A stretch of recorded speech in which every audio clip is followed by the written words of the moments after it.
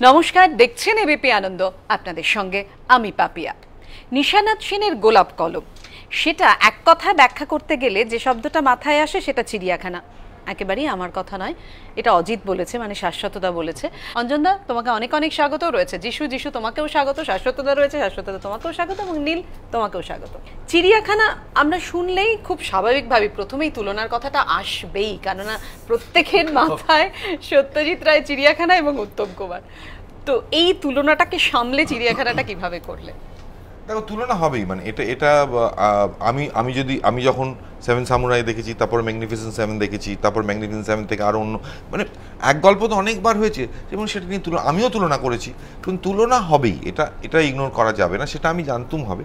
কিন্তু আমার মনে হয় আমরা যেভাবে করেছি সেটা দেখতে দেখতে দেখতে দেখতে দর্শক একটা পয়েন্টে গিয়ে এটা একটা স্বতন্ত্র ছবি হিসেবেই দেখবে।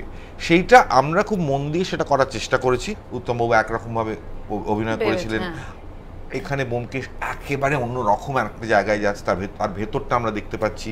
সুতরাং আস্তে আস্তে আস্তে সেগুলো সরে যায় বলে অনেকগুলো শেডও ইন্ট্রোডিউস করি। হ্যাঁ, আমার মনে হয় যখন একটা ফ্র্যাঞ্চাইজ নিয়ে কাজ হচ্ছে সেটা আস্তে আস্তে আস্তে আস্তে তার ক্যারেক্টারটা মানে আরও ডিটেলে আমরা আরও বেশি করে অজিতকে চিনতে পারছি, আরও বেশি করে ব্যোমকেশ রেগে যায়, ব্যোমকেশের কষ্ট হয়, ব্যোমকেশ হেরে যায়, ব্যোমকেশ বিরক্ত হয়ে যায়। এগুলো তো আমরা আগে দেখিনি। অজিতকেও আমরা অন্য একটা জায়গা থেকে দেখছি আর কি, মানে সেও যে বুদ্ধিমান, সে সবসময় বোকার মতো প্রশ্ন করে যাচ্ছে না। সেও আগের ব্যোমকেশে সে অনেকগুলো জিনিস করেছে, কিন্তু মানিকবাবুর অজিতের থেকে আমার অজিত 200% বেটার। আসবো শাশ্বতদার কাছে, তার আগে যিশুর কাছে আসবো। ব্যোমকেশ নিয়ে তো প্রচুর হইচই, তো সেখানে কি কোথাও উত্তম কুমারের কথা মাথায় ছিল অভিনয়টা করার সময়? না একদম যেটা অঞ্জনদা বললেন যে পুরোটাই নতুন, সে দেশে রাখতে জানে, সে ভাঙতে জানে, সে চিৎকার করতে জানে। আমাদের একটা ইনসিডেন্ট হয়েছিল, যিশু ওটা বল। শুটিং করছি ব্যোমকেশে, তো আমরা বোলপুরে, ব্যোমকেশের নয়, আমরা শুটিং করছিলাম অন্য একটা ছবি। তারপরে জাস্ট ব্যোমকেশটা শুরু হবে, মানে আমি আর অপুদাস ওই আউটডোর থেকে ফিরে এসে আমরা ব্যোমকেশ শুরু করব, এবং সেটা আগের ব্যোমকেশ, আমার প্রথম ব্যোমকেশ। হঠাৎ আমি আর অপুদার ঘরে বসে আমরা একসাথে ডিনার খাচ্ছি, টিভি চালানো হয়েছে। দুজনে অসম্ভব টায়ার্ড, কারণ যে শুটিংটা করছিলাম সেটা রাত দিন দৌড়াদৌড়ির গল্প ছিল।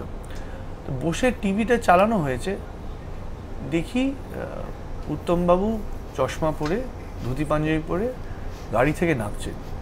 অপুদা আমার কাঁধে, আমি অপুদার সামনে বসেছিলাম খাটে, অপুদা আমার পেছনে। দেখতে মানে কী ছবি গো, হাত দিল, আমার এখনো মনে হয় চুপটি করে ছবিটা দেখ। তারপর দেখি চিড়িয়াখানা, এবং পুরোটা আমরা চুপ করে, মানে কেউ দুজন কোনো কথা বলিনি, পুরোটা দেখলাম। কোন ভয়টা বেশি ছিল? উত্তম কুমার অভিনয় করেছেন সেই ভয়টা, নাকি ব্যোমকেশ নিয়ে যে এত হইচই সেটার চাপটা আমাকে সামলাতে হবে? সেই চাপটা আগের ব্যোমকেশে আমার সরে গেছে। সুতরাং আমি দর্শক, তাহলে তো প্রত্যাশারও বেড়ে যায়। হতে পারে, কিন্তু আমি দেখেছি যে আমি যদি যে ব্যোমকেশটা আমি যেভাবে করেছি, এবং যেভাবে আমাকে অঞ্জনদা এবং অপুদা হেল্প করে আমাকে আমার ক্যারেক্টারটা আমাকে ধরিয়ে দিয়েছে, এবং আমি যেটা আমি পোর্ট্রে করেছি, আমি যদি সেটা করি লোকে তার সেটা পছন্দ। এবার আমি আরও নতুন কি করতে পারি সেটা নিয়েও অপুদা এবং স্পেশালি অঞ্জনদা, সেটা নিয়ে আমরা একবার এটা নিয়ে বসেছিলাম। কারণ এই স্ক্রিপ্টে ব্যোমকেশ মানুষটা কে বা কেমন সেটা আরও ডিটেলে দেখানো হয়েছে, যেটা অঞ্জনদা বললেন যে ভালনারেবল একটা প্রচন্ড, প্রচন্ড, যে কোনো মানুষই তাই। এবং একটা মানুষের তার থেকে যে ব্যোমকেশ আলাদা নয়, এবং কোথায় গিয়ে আলাদা সেই জায়গাটা বোঝা। ডিটেকটিভ হলো সেটা একটা রক্ত মাংসের মানুষ। ইনফ্যাক্ট এতে এখানে অজিতের সাথে ব্যোমকেশের ঝগড়া হয় একটা জায়গায়, একটা মনোমালিন্য হয়, সেখানে অজিত বুঝতে পারে, but he gets very violent in the sense, মানে একেবারে অজিত কি বুঝতে পারে একটু শুনেন। অজিত তো শুধুমাত্র অ্যাসিস্ট্যান্ট নয়, বন্ধু, এবং একই বাড়িতে থাকে, তো সে তো বুঝতেই পারবেই যে ও কোথায় তার ইরিটেশনটা হচ্ছে, কেন হচ্ছে। কারণ ব্যোমকেশের উপর তো লোডটা অনেক বেশি, সত্যান্বেষী তো ব্যোমকেশ, অজিত তো তার সঙ্গে থাকে। প্রথম ছবি থেকে অজিতের প্রেজেন্সের থেকেও তার ভয়েস ওভারটা কিন্তু ভীষণভাবে এফেক্ট করে ছবিটাকে। একটা মানুষের একটা কোথাও তো একটা বিনয় বলে একটা ব্যাপার আছে, বলতে পারছি না, কিন্তু প্রথম যখন ব্যোমকেশ ওয়ার্ক করেছিল বেশিরভাগ লোক কিন্তু শাশ্বতকে পছন্দ করেছিল, ভীষণ আপিল করেছিল অজিতের ক্যারেক্টারটা। তারপরে আবিরকে ভালো লেগেছিল, অজিতকে ভালো লেগেছে দর্শকের, এবং সেখানে যতই অজিতের সঙ্গে ব্যোমকেশের একটা বোঝাপড়া, একটা আন্ডারস্ট্যান্ডিং পর্দায় থাক, কোথাও গিয়ে কি এই চাপটা কোনো কাজ করেছে? অপুদা অ্যাজ অ্যান অ্যাক্টর, হ্যাঁ, আগের ব্যোমকেশে যেটা আবির আর অপুদা করেছিল, এবং আমি আর অপুদার যে ব্যোমকেশ আমরা করেছি, এই ব্যোমকেশ অজিতের আন্ডারস্ট্যান্ডিং এবং অন স্ক্রিন কেমিস্ট্রি আমার মনে হয়, আমার মতে অনেক বেটার। সেটার কারণ আছে, সেটা কারণটা is that we both know each other. যখন আমি হাফ প্যান্টও পরতে পারতাম না, তবে থেকে অপুদা আমায় চেনে, আমি অপুদাকে চিনি। প্রায় একসাথে বড় হওয়া, অপুদা বড় হচ্ছে, অপুদার ভাই আমার, মানে আমরা একসাথে খেলাধুলো করতাম, এখনো আমার বন্ধু দীপু। সো অপুদার আমার এই আন্ডারস্ট্যান্ডিংটা বহু বছর ধরে। টেলিভিশনে আবার যখন আমি কাজ করতে শুরু করলাম, তখনও অপুদার সাথে আমরা প্রচুর কাজ করেছি। অ্যাজ অ্যান অ্যাক্টর তখন আমরা চিনেছি, অ্যাজ আ মানুষ দুজনকে ছোটবেলা থেকে চিনি। সেইটা কোথাও গিয়ে আমার মনে হয় এই মানে ব্যোমকেশ আর অজিতের যে এই ইন্টারাকশন, এই যে কেমিস্ট্রি, আমরা বলি তো হিরো হিরোইনের কেমিস্ট্রি বলি তো, আমি টু বি ভেরি অনেস্ট, আমার বলতে লজ্জা নেই, আমি পুরো বডি ছেড়ে দিয়েছিলাম আগের ব্যোমকেশে, একদম স্ট্রেট। আমি অপুদা, মানে ইনফ্যাক্ট মানে এটা অঞ্জন দাও জানো, অঞ্জন শর্ট দেওয়ার পর সঙ্গে সঙ্গে ঘুরে জিজ্ঞেস করতাম, অপুদা ঠিক হলো? একদম চাপ নিস না, চল বলে এবার অপুদার, এবার তারপর আমি কি অঞ্জন দাকে, অঞ্জন ঠিক আছে, খুব ভালো হয়েছে। So this was a team, আমি বলবো film is a team work. আমি এখানে একটা কথা বলতে চাই, সব ফিল্মই টিম ওয়ার্ক, কিন্তু আমাদের এই ফ্র্যাঞ্চাইজটা ওয়ার্ক করছে বিকজ এই ফ্র্যাঞ্চাইজটা কিন্তু শুধু, যদিও লেখা হচ্ছে অঞ্জন দত্তর ব্যোমকেশ, কিন্তু এটা কিছু ইম্পর্টেন্ট লোক এর মধ্যে যারা কাজ করছে, তার মধ্যে 4 জন আমরা এখানে বসে আছি, আর হয়তো 2 জন নেই, যারা ভীষণভাবে বন্ধু। এবং মানে ফ্র্যাঙ্কলি বলতে পারার কোনো অসুবিধা নেই, মানে নীল কিন্তু পরিষ্কার বলে দিতে পারে যিশুকে, যিশু খুব খারাপ হয়ে এই সিনটা এবং মানে গোপন বোঝাপড়া নয়, প্রকাশ্যে বোঝাপড়া। বা আমি হয়তো একটা ওকে করলাম একটা টেক, অপুদা বললো যে না আমার যিশু হয়েছে, বললো আরেকবার মানে অঞ্জনদা ওকে বলেছে, অপুদা কি অঞ্জনদাকে বলছে না না এটা আরেকবার এসে আমার যে এটা তুই এটা করেছিস, ঠিক করেছিস, এটা এরকম করেছি। সো আজকে একটা কাজ কখন কি হয় তো, অঞ্জন দা এজ এ ডিরেক্টর, সে তো খালি পারফরমেন্স দেখছে না, বুঝতে পারছি। একটা ডিরেক্টরের তো মানে চতুর্দিকে তার মানে কম্পোজিশনটা ঠিক হয়েছে কিনা, সে তো একটা দুটো জিনিস মিস করে গেলেও যেতে পারে, কারণ সে আমাদের উপর ভরসা করছে। অ্যাক্টর অঞ্জন দা সেটা প্রভাবিত করেছে ডিরেক্টর অঞ্জন দাকে, এই যে কেমিস্ট্রিটা, এই যে অজিত ব্যোমকেশের বোঝাপড়ার জায়গাটা যেটা তুমি আনতে পেরেছো ছবিতে এত সুন্দর করে। আমি কিছু অ্যাক্টর, ও যেটাকে বললো হিরো হিরোইনের যে বোঝাপড়া, হ্যাঁ আমি কিছু অ্যাক্টরসদের অনেক ভেবেই, মানে আমি কিন্তু এই বন্ধুত্বের কথাটা জানতাম না, আমি এটা জানতাম না।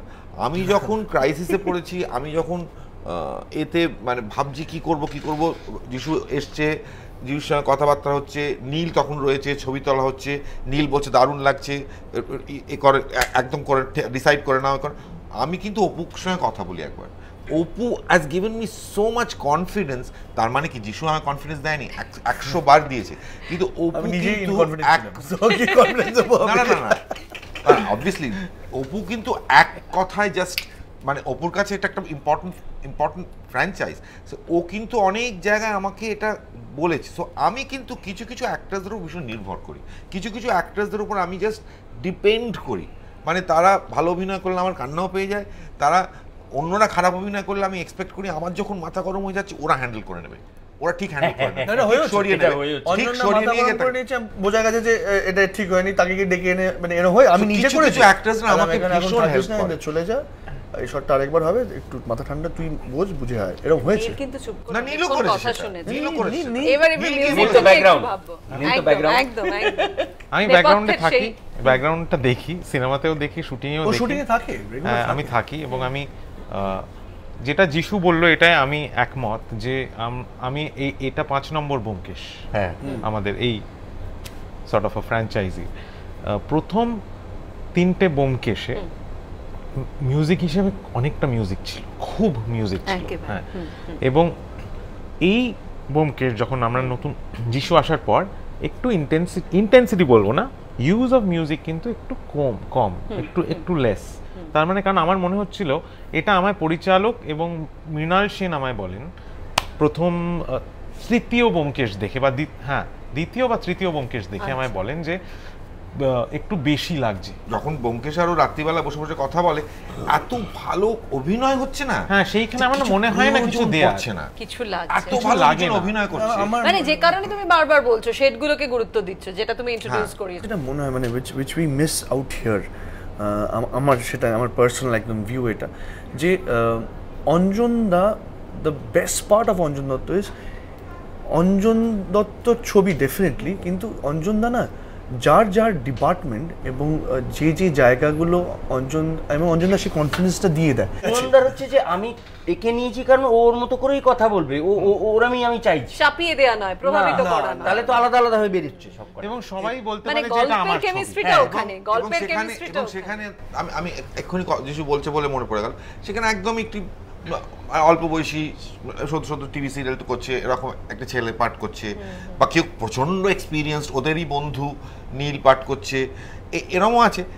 তো আমি দেখেছি যে আমি যাদের উপর বিশ্বাস করেছি তারা কিন্তু নতুন পুরনোটা ম্যাটার করছে না, তারা কিন্তু নিজেরা গিয়ে তুই এটা করবি, তুই এটা কর, তুই এটা করলে আমি এটা করবো, তুই এটা করলে এইটা না, মানে ইনফ্যাক্ট পুরো ছবিতে আমি আর অপুদা আমরা অনেক কথা বলেছি, এটাকে আরেকবার নিয়ে নাও। অজিত ব্যোমকেশের বোঝাপড়া না, না, না, না, অঞ্জনদা পালিয়ে যেতেন বলে এই যে টম এন্ড জেরি এখানে আমাদের টম এন্ড জেরি নাম ছিল, মানে ব্যোমকেশের অজিতের নাম হচ্ছে টম এন্ড তাহলে জেরি। বলো, আমি প্রথম বোঝাপড়াটা ভালোই ধরেছি না, আমি বলছি যে ওদের বোঝাপড়াটা তো আছে অনসিন কেমিস্ট্রিতে, কিন্তু অন্যরা কি করছে না করছেতেও অপু আগে বলতো, যিশুও আমাকে এখন বলতে আরম্ভ করেছে, অন্যদের ক্ষেত্রেও বলছে আরেকবার। তুমি জানো কি বললে? চুরি? না এক্স্যাক্ট সব সময় সত্যি কথা বলতে হয়।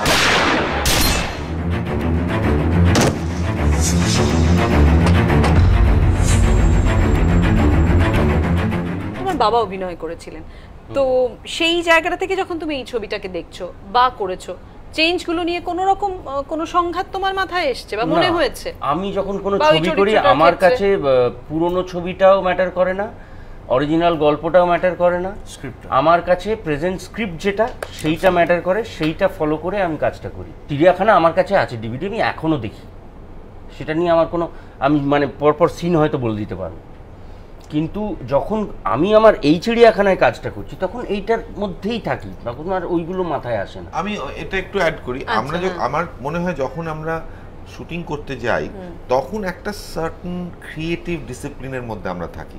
অবভিয়াসলি যিশু ওখান থেকে বসে এই শোন তুই আরেকবার কর তো ওটা, এটা বলবে না। অবভিয়াসলি যিশু আমার কাছে এসে বলবে যে এটা আমার মনে হচ্ছে ওটা আরেকবার নিয়ে না, ওটা ভালো লাগছে না, ওটা আরেকবার নিয়ে না। আমি তখন হচ্ছে এটা একটা সার্টেন ডিসিপ্লিনের মধ্যে দিয়ে আমরা যাই, কিন্তু সেটাতে যাবার আগে যখন স্ক্রিপ্টটা নিয়ে বসা হয় আমাদের বাড়িতে, এখনো আমরা চেষ্টা করি। চিড়িয়াখানার সময় তুমুল তর্ক হয়েছে যে চিড়িয়াখানা কেন এটা এরকম হচ্ছে, সবাই চিড়িয়াখানা দেখেছে, তো এই স্পেসটা যদি আমি অ্যালাউ না করি তাহলে তো মানুষ তো মানে কি হয়, যন্ত্র তো নয়, সেই তর্ক হয়ে গেল। তারপরে যখন কাজ করতে গেলাম আমিও ঠিক আছে একটু চেঞ্জ করে একটু বাদ দিয়ে দিলাম, না এটা বড্ড বাড়াবাড়ি হয়ে যাচ্ছে, হয়তো লোকে বুঝতে পারবে না, দরকার নেই। সো এইগুলো করে তারপরে আমি গেলাম যখন, তখন ইটস এ ক্রিয়েটিভ মানে প্রসেসের মধ্যে। কিন্তু তার আগে যে তর্ক হয়নি, ঝগড়া হয়নি, সবাই হ্যাঁ দারুণ স্ক্রিপ্ট এরকম বলেছিলাম, অনেকেই বলেছে যে না এটা বিষয়, এটা স্লো লাগছে, ওটা এটা বড় লাগছে, সব ছবিতেই আমাদের হয়। তাহলে এই জায়গা থেকে অঞ্জনদাকে একটা প্রশ্ন করি, গানটা কেন নয়, কেন ভাবুনি গানটা নিয়ে?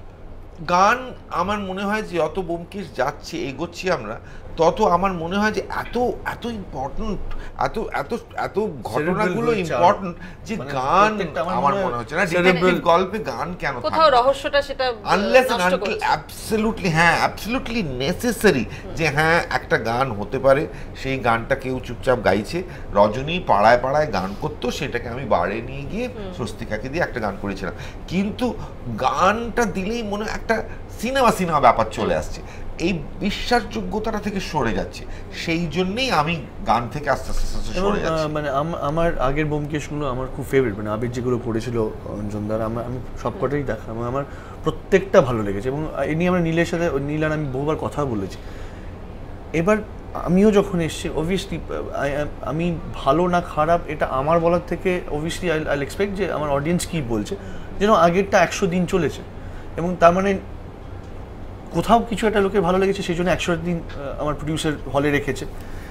যেটা অঞ্জনদা ব্যোমকেশকে তৈরি করছে টেক্সট অনুযায়ী, আমার মনে হয় এটা অনেক বেশি সেরিব্রাল হতে যাচ্ছে। ব্যোমকেশের পার্সোনাল মোমেন্টস আছে সেখানে, দর্শক উইল রিলেট টু ইট।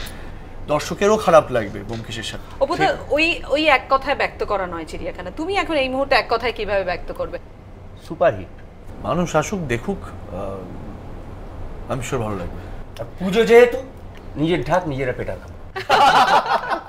একেবারেই আমাদের আলোচনা এখানেই শেষ করতে হচ্ছে। আপনাদের সবাইকে অনেক অনেক ধন্যবাদ, অনেক ধন্যবাদ তোমাদের দুজনকেও। আর আপনারা কি ভাবছেন এক কথায় ভাবতে থাকুন, পরে শুনে নেবো। এই মুহূর্তের আলোচনা আড্ডা এখানেই আমরা শেষ করছি। সবাই ভালো থাকবেন, আর অন্যান্য খবরের জন্য আপনাদের চোখ থাক শুধুমাত্র এবিপি আনন্দে।